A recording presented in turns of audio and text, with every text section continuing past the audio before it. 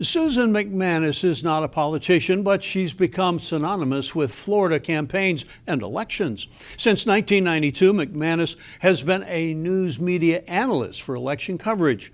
While she was in Sarasota today, we got her take on races for governor and Senate and her thoughts on Republican momentum on the national level. SNN Local News 6 reporter Grant Boxleitner has the story. USF political science professor Susan Macmanus is speaking across the state about the big vote on Election Day.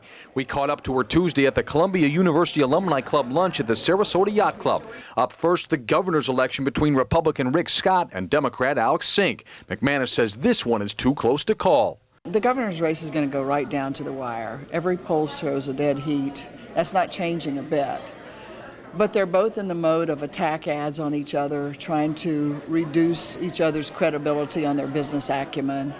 It's a slash and burn campaign right now. The question is whether that's going to sway people or whether it will make the undecideds just stay home. But regardless, it's going to be close.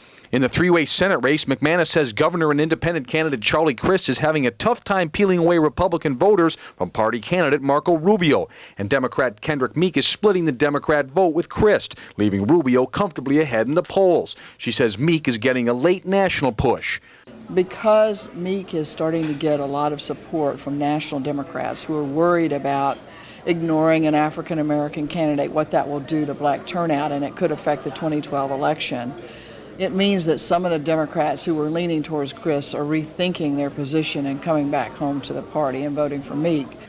Macmanus also says the Republicans could take over the majority in the U.S. Senate and House of Representatives with a strong showing on Election Day. Unless something really unusual breaks, there's just such an anti-Washington sentiment across the country right now that it looks like it's going to be a Republican year.